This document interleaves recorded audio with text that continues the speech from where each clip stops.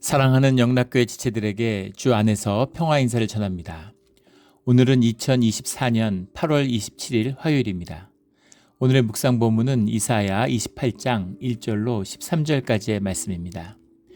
오늘 본문 말씀 28장 1절부터의 말씀은 이렇게 시작합니다. 에브라임의 술 취한 자들의 교만한 면류관은 화 있을진저, 술에 빠진 자의 성 곧 영화로운 관같이 기름진 골짜기 꼭대기에 세운 성이여, 쇠잔에 가는 꽃 같으니 화 있을진저. 그 에브라임이라고 하는 건 북이스라엘의 별칭이기도 하죠. 북이스라엘의 10지파 중에 가장 중심이 되는 지파가 이제 에브라임 지파입니다. 그래서 에브라임 지파라고 할 때는 에브라임이여라고 할 때는 이제 북이스라엘을 지칭하는 것이고, 또 교만한 면류관, 이것이 이제 교만한 면류관이 이제 사마리아, 북이스라엘 수도였던 사마리아의 별칭이었다고 하죠. 그래서 이제 에브라임의 마지막을 이야기하는 것이다, 뭐 이렇게도 이제 비유하기도 합니다. 그런데 이 말씀은 지금 에브라임은 진작에 망했죠. 지금 북이스라엘 망하고 지금 유다가 망하느냐 마느냐 하는 그런 그 벼랑 끝에 서 있어요. 그래서 에브라임에게 준 말은 동시에 유다에게 주는 말이죠. 유다에게 주는 주님의 경계의 말씀이다라고 받을 수 있겠고, 또 동시에 이것은 우리에게 주시는 말씀이죠. 이 말씀의 뜻은 현상적인 것과 본질의 것이라는 것이 다르다라고 하는, 주님이 흐르는 주님의 섭리의 역사, 실로의 강처럼 아주 천천히 유유하게 흘러가는 주님이 이루어가는 역사의 섭리가 있다는 거죠. 근데 현상에 물결치는 것으로, 현상의 것으로 주님 것을 가리려고 해서는 안 된다라는 겁니다. 대표적인 것이 종교잖아요. 무슨 사람들 모으고 돈 모으고 이러면 막 부흥했다고 막 좋아하는데, 그것이 이제 사마리아의 끝이죠. 신기하게도 유다도 그랬고, 그 이스라엘도 그랬습니다. 북이스라엘도 마지막에 모든 게 망하기 직전에 이제 반짝하는 때가 있죠. 한때, 두때, 반때로 무너지는 것이 이제 악의 섭리잖아요. 현상 세계의 본질입니다. 그래서 그 아합 왕, 오므리 왕 이럴 때 북이스라엘이 타올라요. 겉으로 보기에는 잘 되는 거 가는 거죠.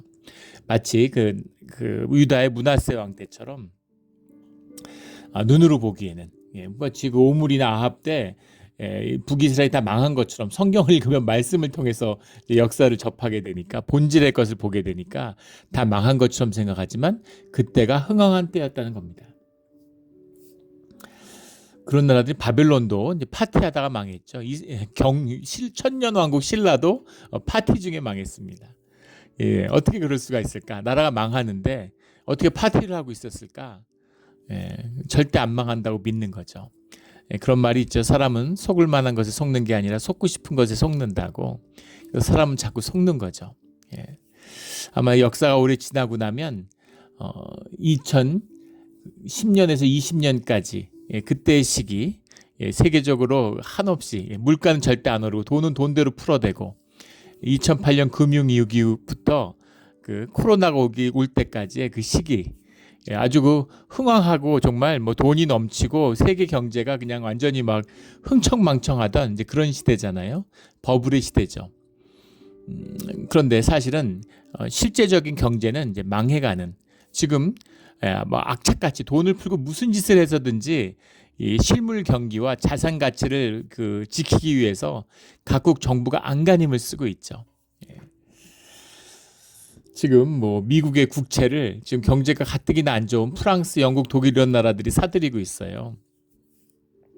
왜 사들일까요? 세계가 공조하고 있는 거죠. 미국 경제가 무너지면 완전히 지금 이 서방의 세계 경제가 무너지니까, 미국이 돈을 마구 찍어내고 있는데도 다 자산 가치가 하락하고 있는 거 아니에요. 미국의 경기를 떠받치기 위해서 전 세계가 희생하고 있는 형국입니다. 왜 그런 짓을 할까요? 브레튼 우주 체제라고 하는 2차 대전 이후에 미국을 중심으로 편성된 자유주의 무역 체제, 이걸 지키기 위해서 안간힘을 쓰고 있는 것이죠. 그런데 각국들이 돈을 너무 많이 풀어서, 미국도 마찬가지고 일본도 마찬가지고, 지금 뭐 영국도 마찬가지고, 세계 나라들이 돈을 하도 찍어대니까 지금 뭐 나라가 이제 뭐 경제가 대공황이 온다 안 온다 이런 국면에 오죠. 언제 올지 모르지만 올 수밖에 없는 거죠. 그런 겁니다. 그런 것처럼 막 겉으로는 영화로운 것처럼, 겉으로는 잘 되는 것처럼, 현상의 사람들은 뭐 많이 소비하면, 많이 가지면, 그러면 전기가 좋으면 막 좋다고 그러잖아요. 그런데 이제 말씀이 쇠퇴하고 종교도 막 무슨 고색 창연한 막 그런 무슨 성가대를 세우고 교회 건물을 세우고 막 그러니까 막 그냥 뭐 아주 고색 창연하고 어디에도 비유할 수 없는 그런 성대한 예식을 치르니까 마치 막 흥황하는 것 같은데 사실은 그게 망하는 길이다라는 말씀인 거죠.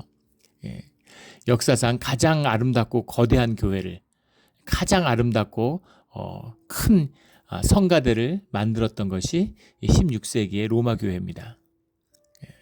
근데 그것이 이제 교회가 가라앉고 무너지는 그런 계기가 되었죠. 그래서 눈에 보이는 현상의 이런 것이 아니라 실제 본질의 역사를 붙들어야 된다라는 겁니다. 이것이 늘 힘들고 이것이 늘 도전이 돼요.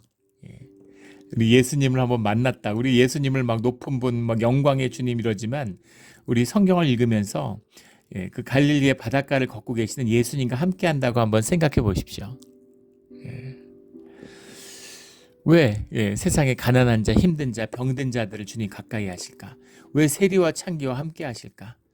그렇게 세상의 손가락질과 종교인들의 욕을 먹을 텐데도 주님이 아버지와 어머니를 나보다 더 가까이 하는 자, 나보다 더 소중히 하는 자는 가하지 않다, 가당치 않다 이렇게 말씀하시죠. 아버지의 장례를 치르고 오겠다는 아버지의 장례, 동서고금을 막론하고 아버지의 장례는 인간사에서 가장 중요한 일입니다. 자식에게 말할 것도 없죠. 그런데 장례를 치르고 주님을 따라오겠다 그러니까 죽은 자의 장례는 죽은 자들에게 맡겨라 이렇게 말씀하시죠.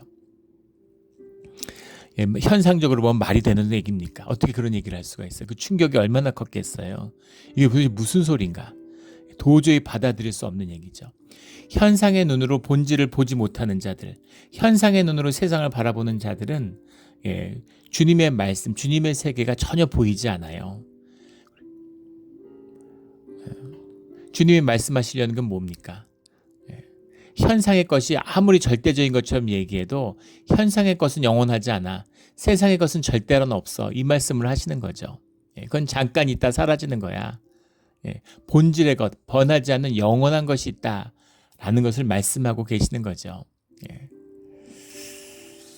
그래서 현상의 눈으로 보면 본질의 세계라는 건 이해할 수 없고 또 본질의 세계는 비참해 보이는 것이죠. 우리 초대교회 같은 한없이 눈으로 보기엔 비참한 또 하숙에 모여서 노예하고 주인 여성들 연애들이 모여가지고 이방인들이 모여서 뭘 하는 걸까 도대체. 같이 밥 먹고 노래하고 왜 저러지? 근데 그것이 역사의 중심이고 역사의 섭리를 이끌어가는 문이 된다는 겁니다. 예수님의 십자가 세상의 눈으로 보면 그런 저주가 없고 세상에서 최악이잖아요. 근데 그것이 인류의 역사를 바꾸는 우리의 삶을 바꾸는 최대의 축복이 되는 주님이 하시는 일이죠. 그것을 보지 못하는 거죠. 2절에 보라 죽게 있는 강하고 힘 있는 자가 쏟아지는 우박같이 파괴하는 광풍같이 큰 물이 넘친같이 손으로 그 면류관을 땅에 던지리니 이것은 뭐 아수르에 의한 북이스라엘의 멸망을 의미하는 것일 수도 있고 또 주님의 섭리 가운데 주님의 역사 가운데에서 현상의 것들은 결국 때가 되면 다 무너지고 부서지게 돼 있는 거죠. 3절에 에브라임의 술 취한 자들의 교만한 면류관이 밤에 밝힐 것이라. 이것이 현상세계의 끝이다라는 걸 말씀하고 있는 겁니다. 4절에 그 기름진 골짜기 꼭대기에는 그의 영화가 세잔해가는 꽃이 여름 전에 처음 익은 무화과 같으리니 마지막 때 이 여름 전에 처음 피는 무화과나무는 이제 여름에 전형적으로 이제 그 열매 맺고 그 수확하는 열매라 그러죠. 근데 여름 전에 무화과가 열렸으니까 근데 이게 또 그렇게 맛있다고 그래요. 뭐 먹어본 적은 없지만 또 상대적으로 계절이 아닌데 무화과가 열려서 그걸 따먹으니까 얼마나 좋았겠어요. 또 그런 측면도 있지 않았을까 싶습니다. 여름 전에 피는 무화과 나무 6월절 때 주님이 무화과에서 열매를 구하시죠. 예. 이 무화과 때가 아닌데 왜 무화과 열매를 구하셨을까 하는 도전이 되는 거잖아요. 처음 익은 무화과 같으리니 쇠잔에 가는 꽃이 무화과 열매를 맺어요. 그러니까 현상의 눈으로 보면 축복 같잖아요. 좋은 것 같잖아요. 그런데 보는 자가 그것을 보고 얼른 따서 먹으리로다. 그것이 오히려 화가 된다는 것이죠. 유다가 멸망 전인데 황금을 모아놨어요. 사마리아가 경제가 풍성하고 물질이 풍성해 보여요. 와, 우리는 참 좋구나. 와, 우리는 정말 잘 사는구나. 그런데 그것이 오히려 강대국의 침략을 불러들이는, 아수르와 바벨론의 침략을 불러들이는 그런 초대장과 같은 역할을 하게 되었다는 것이죠. 그런 것처럼 좋아 보이는 것, 핵심은 뭐예요? 현상에서 좋아 보이는 게 좋은 게 아니라는 겁니다. 또 현상에 나빠 보이는 게 나쁜 것이 아니라는 거예요. 또 좋고 나쁜 것은 주님께 달려있는 겁니다. 본질의 세계에서 보면 뭐가 좋을지 몰라요. 우리 신앙을 연금술에 비유하죠. 뭘 가져와도, 무슨 돌을 가져와도 황금으로 바꾸는, 이것이 본질의 세계, 주님 안에 있는 신앙, 믿음의 세계입니다. 그 세계를 만나야 되는 거죠. 그러니까 지금 유다에서는 곡소리가 나는 거잖아요. 통탄하는 거잖아요. 주님, 우리한테 왜 이러십니까? 우리 지금 다 망하게 생겼습니다. 정말 예루살렘을 버리실 겁니까? 근데 주님의 눈으로 바라보면 이것이 너에게 복이다. 지금은 망하는 것 같지만 너희가 우상 숭배를 제하고 죄사함을 받는 것이 결국은 너희에게 좋은 일이고 잘 되는 길이야 라는 말씀을 하고 계시는 거죠. 그래서 그걸 보는 자들은 이것도 주님이 주신 복이라는 것을, 우리 자기 집 자식을 벌주지 남의 자식을 벌주는 부모가 있습니까? 그래서 악인의 흥왕함을 부러워하지 말라라는 거죠. 막 악을 행하는데, 나쁜 짓을 하는데 근데 벌을 안 받아요. 그건 무슨 의미입니까? 주님에게 버림받았다는 얘기죠. 주의 자녀면 내 자식이 그런 짓을 하면 가만두겠어요? 완전히 심판에 넘겨졌다, 이제 그런 의미입니다. 5절에 그날에 만군의 여호와께서 자기 백성의 남은 자에게 영화로운 면류관이 되시며 아름다운 화관이 되실 것이라. 세상 다 망한 것 같지만 남은 자의 역사가 시작된다. 영화로운 주님이 면류관이 되시고 주님이 화관이 되어주실 것이다. 주님이 주신 상이고 주님의 구원이죠. 주님이 답이 되어주시는 거예요. 주님이 답이 되어주신다는 것은 주님으로만 살 수 있는, 주님이 답이 되는 자에게 주님이 답이 되어 주시는 거죠. 그래서 주님이 답이 되는 겁니다. 주님이 답이 되지 않는 자, 주님 갖고는 살 수 없는 자들은 주님이 답이 될 수 없겠죠. 그런 자들은 망하는 자이고 망한 자입니다. 근데 그 과정에서, 연단 속에서, 고난 속에서 주님을 답으로 붙드는 자들은 그 답을 얻게 된다는 거죠. 주님이 영화로운 관이시고 주님이 아름다운 화관이 되어주신다. 아멘. 우리 모두 고난의 끝에서 주님을 영화로운 면류관으로, 주님을 아름다운 화관으로 받는 주의 자녀들이 되기를, 남은 자들이 되기를 예수 그리스도 이름으로 축원합니다. 6절에 재판석에 앉은 자에게 판결하는 영이 되시며 성문에서 싸움을 물리치는 자에게 힘이 되시리로다. 이것이 구원이죠. 공정한 주님의 공의가 임하게 되는 그 영이 되어주시고, 성문에서 싸우고 있는 자에게는 힘이 되어주시고, 아픈 자에게는 병을 고치는 자가 되게 해주시고, 돈이 필요한 자에게는 돈이 되어주시고, 건강이 필요한 자에게는 건강이 되어주시고, 안식이 필요한 자에게는 안식이 되어주시고, 그런 주님의 구원, 이것이 성경이 이야기하는 구원입니다. 죽어서 천국 가는 구원, 뭐 그런 구원도 있지만 그것이 구원의 핵심이 아니죠. 중심이 아니에요. 살아계신 주님과 함께하는 것입니다. 우리 그런 주의 길을 가는 주의 자녀들이 되기를 주의 이름으로 축원합니다.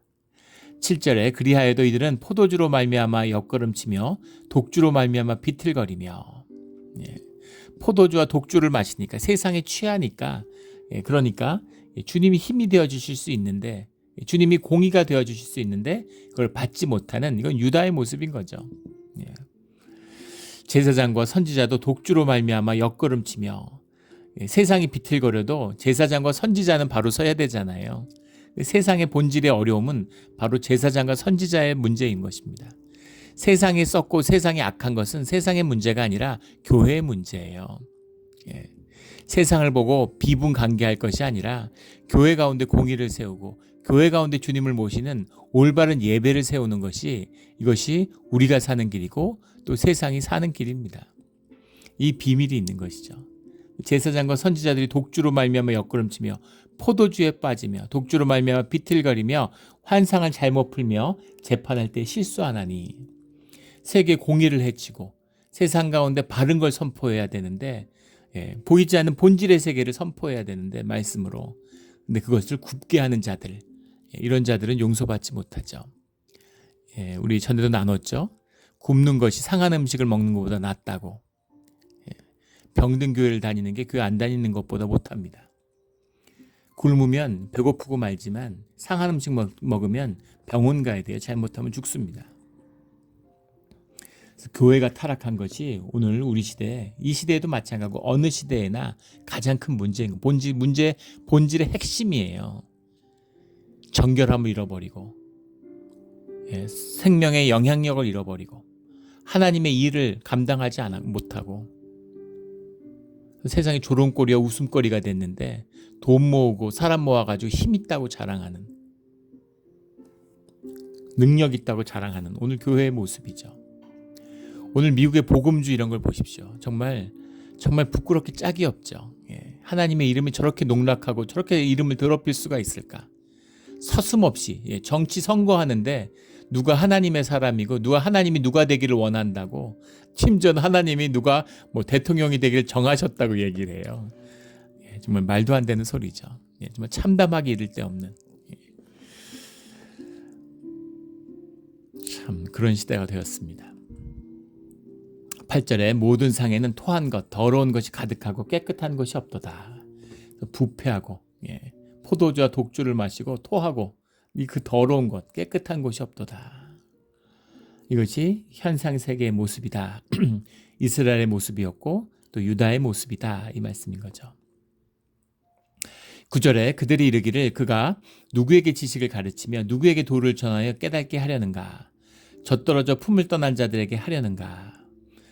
이것이 현상 세계, 종교가 흥황하는 세계에서의 사람들의 반응이라는 거예요.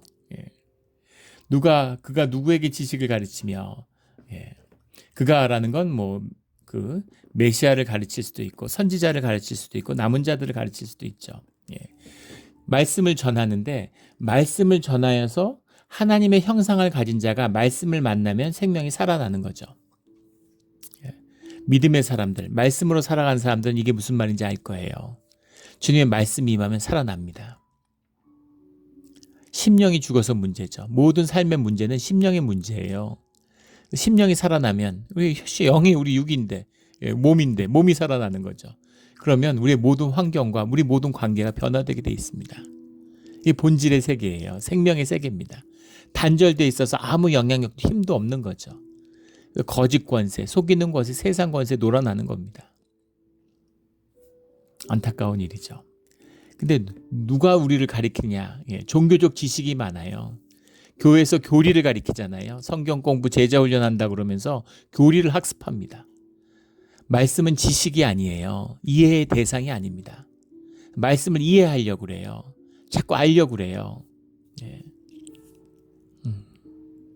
우리 지난번에 우리 구역장 가정 모임을 하는데 한 분이 그런 말씀을 하세요. 성경의 말씀을 읽었는데 어떤 구절이 도저히 이해가 안 된다고. 근데 그 구절이 이렇게도 해석되고 저렇게도 해석된다. 근데 그것이 마음에 오지 않는 거죠. 주석서를 찾았는데도 마음에 오지 않았다는 겁니다. 좋은 사인도 있고 나쁜 사인도 될 수 있죠. 안 좋은 건 뭐예요? 말씀을 이해하려고 그러는데 이해가 안 되는 거죠. 말씀을 이해했다고 해서 말씀을 안 건 아니라는 겁니다. 좋은 측면은 뭐냐면 주석서를 찾아도 뭘 찾아도 무슨 대답을 들어도 답이 안 되는 거죠. 그것은 왜 그렇습니까? 그 말씀을 내 삶으로 받으려고 하기 때문인 거예요. 삶에서 풀어져야 되는 것이기 때문이죠. 주님이 말씀이 인격이니까 말씀이 주님의 인격이잖아요. 그러니까 말씀을 만나서 말씀을 교제하고 저도 그런 말씀을 드렸는데 답을 찾으려고 하지 마시고 오랜 시간을 갖고 씨름해 보시라고. 그러면 주님이 주시는 답이 있는 거죠. 주님을 만나고 그 말씀을 받으면 그러면 삶의 문제가 풀어지고 인격의 문제가 풀어지고 관계의 문제가 풀어지고 내가 더 성장하게 되는 거죠. 내가 알수록 내 그릇이 더 커질수록 주님을 더 많이 크게 담을 수 있는 그 비밀이 말씀 가운데 있는 것이죠. 근데 말씀을 몰라요. 말씀 묵상이 뭔지 모릅니다. 아무리 얘기해도 평생 교회를 다녀도 주일마다 말씀을 들어도 무슨 아무 그게 없는 거예요. 내가 이해하고 내 마음에 들면 은혜 받았다 그러고 이해 안 되면 어렵다 그러고 씨름하지 않죠. 그 교리를 배웠기 때문에 정답을 아니까 다 안다고 생각하는 거죠. 아니 답 다 알잖아요. 예. 그런 거죠. 교리를 아니까 귀에 안 들어와요. 무슨 말을 해도 누가 누굴 가리켜 다 아는 얘기지. 예수님 십자가 얘기지, 뭐 교회 얘기지, 성찬 얘기지, 다 아는 거죠. 그래서 말씀을 만나지 못하는 종교인의 모습을 보여주는 것이죠. 10절에 대저 경계에 경계를 더하며 경계에 경계를 더하여 교훈에 교훈을 더하며 교훈에 교훈을 더하되 여기서도 조금 저기서도 조금 하는구나 하는도다. 이것이 말씀을 전하는 자들을 조롱하는 말씀이 굉장히 여러 가지 해석이 많아요. 또는 이것을 이제 아수르가 유다를 침략하고 목전에 와 있는 아수르를 지칭하는 것이다. 그래서 뭐 아수르의 말이 방언처럼 들려서 그렇다. 또 방언을 얘기하는 거다. 온갖 얘기들이 많습니다. 본문은 굉장히 단순한데 차부라차부, 차부라차부, 카부라카부, 카부라카부 뭐 이런 식으로 나가는. 차부라는 말이 뭐냐? 여러 가지 해석이 있는데 차부라는 말은 이제 차바흐라는 말에서 왔을 것이다. 그래서 여기 나오는 경계에 경계를 더한다는 해석은 여기서 따온 것이죠. 오더, 질서 뭐 이런 얘기를 하는 것인데 차부로 받는 거예요. 카부라는 말은 카바흐라고 해서 이제 라인 뭐 그런 걸 말하는 건데 선 이런 건데 이것을 이제 교훈으로 해석을 했어요. 제르라는 게 이제 조금 이렇게 해석을 한 겁니다. 근데 이것이 이제 그냥 어떤 아주 얕은 지식, 적은 지식을 빗대어 하는 이야기다. 그래서 이것이 이제 그 히브리어의 알파벳을 지칭하는 거다. 이렇게 받는 겁니다. 차부라는 말이 있는데 18번째가 이제 차대라는 말이거든요. 잡다라는 뜻이 들어있는데 차대를 받은 거다. 차부가 이렇게 보는 거죠. 그럼 뒤에 나오는 카프는 카프라고 하는 것이 카부라는 말이 카프 11번째 그 알파벳이죠. 날개, 손 이런 말을 갖고 있는데 근데 이제 차부 다음에 카부가 나오니까 카부라는 것을 19번째 그 차대 뒤에 나오는 코프로 보는 거죠. 코프라는 건 이제 무슨 보상하다 뭐 이런 뜻이 들어있는데 그러니까 18번째와 19번째 22개잖아요. 알파벳이 히브리에. 근데 18번째, 19번째 알파벳으로 보는 거죠. 그래서 그런 아주 단순한 기초적인 난 놓고 기억자도 모른다 뭐 이런 이건 ABCD 이거는 무슨 ABCD야 뭐 이런 식으로 얘기할 때 가장 기초 언어를 배울 때 알파벳부터 배우잖아요. 그러니까 그 알파벳에 해당되는 가장 기초적인 것. 아유 네가 무슨 얘기한다 그러면서 덧셈 뺄셈 얘기하고 있구나. 우리는 무슨 순열이나 이런 거 얘기하고 있는데 삼각함수 얘기하고 있는데 너는 덧셈 뺄셈 와서 얘기해. 이렇게 얘기하는 것이다. 이렇게 받기도 하고 또는 카브라는 말과 그 차부라는 말을 키하고 추아라고 하는 키라는 말이 토하다라는 말이잖아요. 그래서 이제 배설물과 토하다라는 것, 그 추아라는 거 배설 똥을 말하는 거죠. 근데 그것이 8절에 나오는 토한 것 더러운 것이 가득하여 깨끗한 것이 없구나라는 말하고 또 이제 통하죠. 그러니까 입으로 또 요즘 말로 하면 오바이트하고 똥을 토하는구나 이제 이런 소리인 거죠. 이런 아주 경멸의 뜻. 어디서 되도 않는 소리를 해. 이런 소리. 이렇게 받는 것이다. 이렇게 이제 해석하기도 합니다. 근데 그 무엇이든 좋은 의미는 아니죠. 어떻게 보든. 그러니까 아무것도 아니구나. 별거 아니구나. 이렇게 받는다는 거죠. 이것이 13절과도 말씀하시는데 여호와께서 그들에게 말씀하시되 경계에 경계를 더하며 경계에 경계를 더하며 교훈의 교훈을 똑같이 받고 있어요. 여기서도 저기서도 조금하사 그들이 가다가 뒤로 넘어져 부러지며 걸리며 붙잡히게 하시리라. 그러니까 주님의 말씀이 임하시는데 그때에도 그들이 이렇게 알파벳도 제대로 못 가리고 토설물과 배설물 같이 그 말씀의 귀한 걸 모르고 결국 뒤로 가다 무너져서 넘어진다. 이런 말씀인 거죠. 그래서 주님의 말씀이 임하는데 주님의 말씀이 희귀한 게 가장 위기죠. 사실 요즘 같은 시대입니다. 말씀이 희귀한 시대가 됐어요. 말씀이 귀한, 말씀을 찾아볼 수가 없습니다. 한 20년, 25년 전만 해도 신학생들한테 요즘에 어떤 말씀을 듣고 있냐, 그러면 뭐 어떤 말씀이 좋고 또 어떤 말씀이 좋다, 뭐 이런 얘기들이 있었어요. 지금은 물어보면 그런 거 없다고 그럽니다. 그런 지가 오래됐죠. 말씀이 희귀해요. 말씀을 듣는 자가 없습니다. 묵상이 안 돼요. 교회를 보십시오. 교회에 말씀 묵상을 하는 사람이 한 손으로 꼽을 정도입니다. 말씀이 뭔지를 몰라요. 신학자가 넘쳐나죠. 교리 공부들을 해가지고 뭐 다 잘 안다 그래요. 예. 그런 거 공부하면 또 잘난 척할 수 있으니까 좋아하죠. 예. 근데 삶은 진실하지 않으니까 삶을 나누지 못하죠. 큐티 모임 같은 건 잘 안 돼요. 삶을 진실하게 나눠야 되는데 불편한 거죠. 예. 말씀 묵상하고 말씀을 받아야 되는데 내가 진실하고 자원하는 심령이 없으니까 말씀을 받질 못합니다. 교제를 못하니까.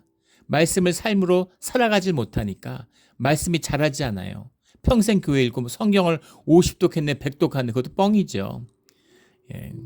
주님이 함께하지 않으면 절대 그렇게 못합니다. 말씀의 맛을 못 느끼는데 말씀이 자양분을 못 주는데 무슨 어떻게 50독 100독을 합니까? 근데 녹음 테이프 같은 거 들어놓고 들으면 그렇게 한 번으로 쳐주고 한국에서는 그것도 또 경쟁이 붙어가지고 막 그거를 1.5배 2배 가속으로 틀어놔요. 그냥 듣지 않고 들었다고 뻥치지 그게 뭐 하는 짓입니까? 그래서 그걸 막 빨리 돌려가지고 알아듣지도 못하는 걸 3번 4번 돌리면 3번 4번 읽은 셈으로 치는 거죠. 티벳 불교에 가면 티벳 불교 사원에 가면 이렇게 이 경전을 담아가지고 이렇게 통에다 넣어놨어요. 이렇게 둥그런 통에다 넣어가지고 뭐 도르래 같이 만들어서 쭉 들어가는 문에 서뒀습니다. 그럼 그걸 들어가면 사람들이 팔로 이렇게 쳐요. 그럼 그게 둘둘둘둘 돌아가죠. 그 통돌이 같이 있는데 넣어놨으니까 경전을. 그래서 그걸 한 번 돌리면 한 번 읽은 걸로 치는 거죠. 그래서 주르르르 가면서 한 번 때리면 한 10번 읽은 겁니다. 나중에는 우리 교회도 저 꼴이 되겠구나 이런 생각이 들었어요. 한마디를 들어도 주님의 음성을 들어야지 내가 50번 100번 읽은 게 무슨 소용이 있습니까? 진실한 마음으로 1년에 성경을 일독한다 그러면 내 인생이 변합니다. 놀라운 축복의 문이 열려요. 내 좁쌀 같은 에고만 떨쳐버릴 수 있으면 내 삶의 자리가 교회가 천국으로 변합니다.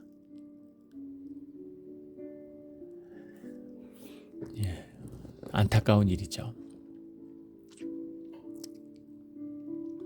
11절에 그러므로 덧없는 입술과 다른 방언으로 그가 이 백성에게 말씀하시리라. 이걸 뭐 아수르가 와서 하는 얘기다 뭐 이렇게 덧없는 입술과 방언으로라고 하는데 무슨 말이겠어요? 알아들을 수 없는 너희들이 이해할 수 없는 그런 말씀으로 임한다라는 거죠. 말씀이 임하는데 방언 같은 거죠. 못 알아듣는 거예요.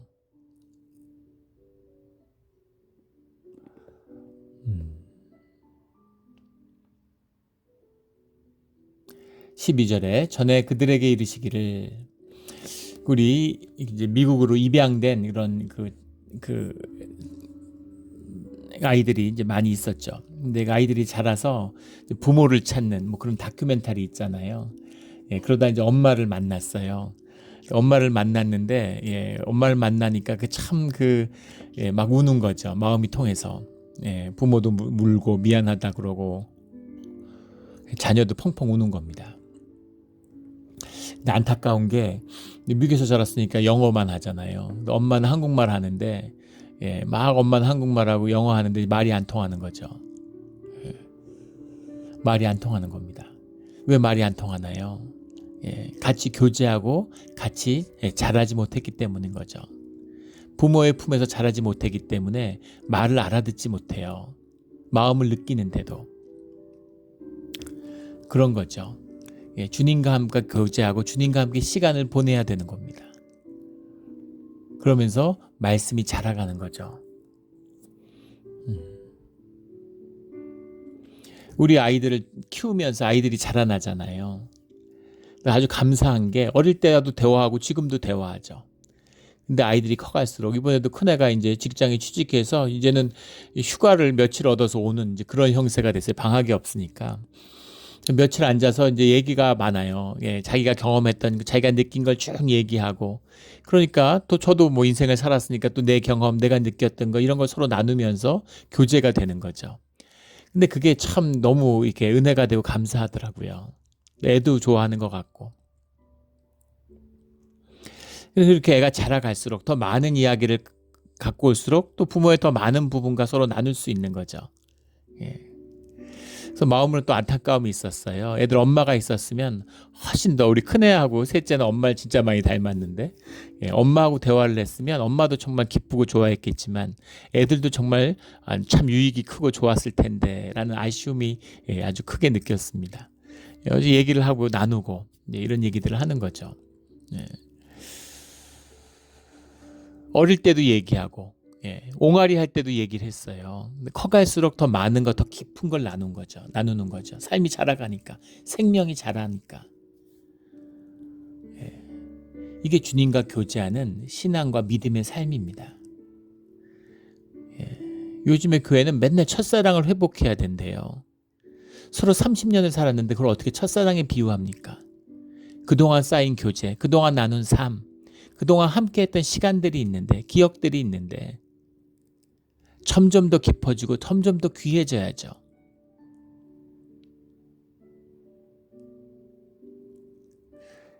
이것이 말씀으로 살아가는 신앙의 삶의 실제가 되어야 되는 거예요.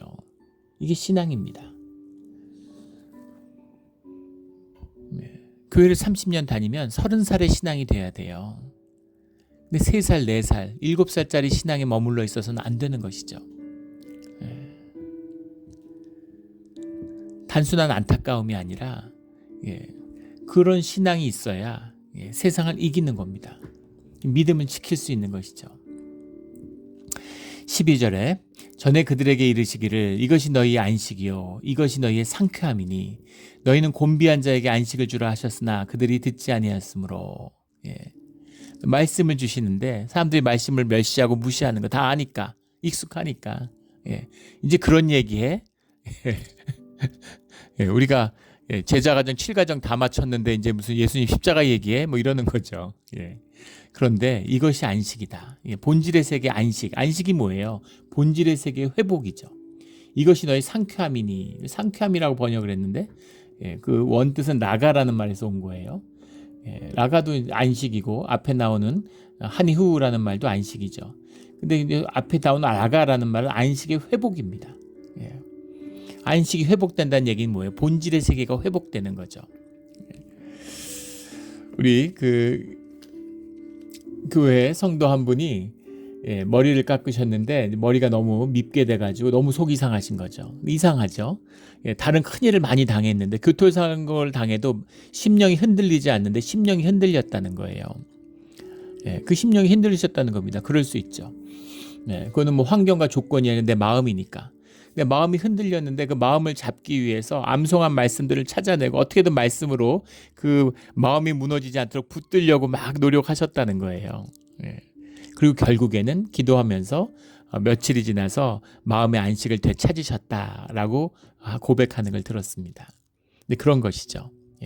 말씀으로 내게 삶의 위로가 되고 말씀을 통해서 내가 용기를 얻고 말씀으로 지혜를 얻고 말씀을 통해서 마음의 평화를 얻는 겁니다.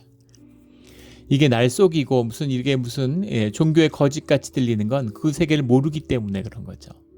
어떤 고난과 아픔이 있어도 주님이 너의 아픔을 내가 안다. 이 음성을 들으면 다 풀어지게 돼 있어요. 그게 주님이십니다. 그게 살아계신 주님과 만남이에요. 그러면 살 수 있어요. 그러면 다시 시작할 수 있습니다. 이거의 본질의 회복, 이게 안식이죠. 안식을 갖는다는 말은 무슨 휴가 간다는 얘기, 무슨 일을 안 하고 쉰다는 얘기가 아니라, 물론 그런 의미도 들어있을 수 있겠죠. 일을 하고 분주하면 마음의 안식을 갖기 어려우니까. 하지만 일을 하면서도 안식을 가질 수 있고, 놀면서도 막 갔는데 마음이 복잡하고 계속 세상 걱정하고 막 자기 걱정하고 막 혼자 힘들어하고 뭐 상처받았다고 울고 이러면 이게 무슨 안식이 되겠어요? 그러니까 안식이라고 하는 것은 우리의 심령의 회복, 본질의 회복이죠. 그 보이지 않는 세계, 하지만 진짜의 세계, 그 세계, 우리가 영이 있으니까 그 세계를 느끼잖아요. 그 세계 가운데로 들어가는 거죠. 그럼 마음의 편안함을 얻습니다. 제가 한국에 있을 때 그런 경험을 많이 했는데, 그 교회에 있는데 교회가 돗대기 시장 같아요. 우리 정말 개신교는 많은 것에서 회복이 있어야 합니다. 처음엔 다 좋은 뜻으로 시작했겠죠. 근데 뭐 맨날 갔다가 뭐 교회가 예배와 기도하는 집, 아버지의 집이 되고 예배 본질을 회복해야 되는데 껍데기로 하니까 분주한 거예요. 껍데기로 사는 사람의 특징이 바쁘고 분주한 겁니다. 바쁘다고 말하는 사람은 자기가 바보라고 고백하는 것이다. 뭐 이런 말이 있죠. 껍데기란 뜻이에요. 지혜가 없는 것이죠. 본질을 외면하고 있는 거죠. 그래서 교회가 본질을 잃어버리니까 바쁜 거예요. 껍데기로 하니까. 그래서 뭐 프로그램도 많고 정신없습니다. 새벽에 나오면 저녁 때까지 뭐 정신없이 잡아 돌려요. 한 집사님이 그런 얘기를 하시더라고요. 주일날 왔는데 맨날 바자회.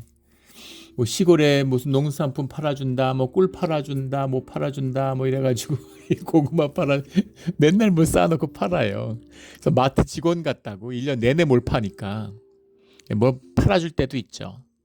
또 팔아드려서 좋을 때도 있죠. 우리도 뭐 교회에서 무슨 대추도 팔아드리고 무슨 우리가 또 무슨 우리 무슨 돕기 위해서 참기름도 팔고 들기름도 팔 때도 있죠. 팔 때도 있어야죠. 주객이 전도되면 안 됩니다. 교회는 평화로워야 돼요. 평강하고 교회 오면 안식이 회복되는 자리가 돼야 됩니다. 근데 자꾸 이벤트 하는 거죠.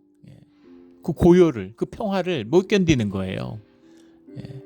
뭐라도 자꾸 해야 되고 뭐라도 자꾸 봐야 되고 안식과 평화가 없는 거죠.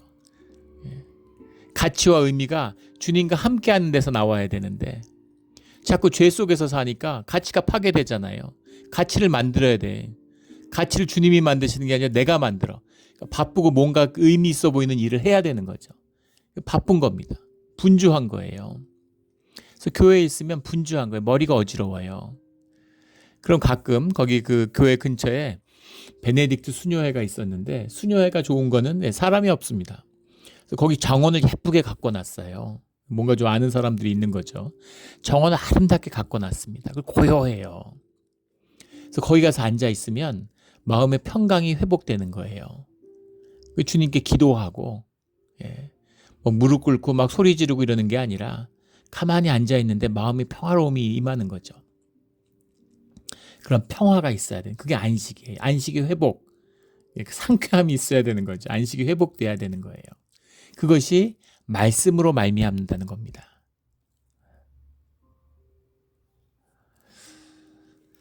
그 말씀을 받아서 나누는 이제 그런 주님이 은혜를 베푸는데 그 은혜를 받지 못하는 그것이 이스라엘의 모습이었고 오늘 유다의 모습이고 지금 우리의 모습이다라는 것이죠.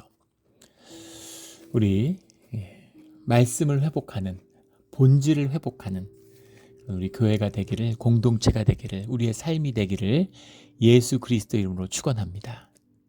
아멘.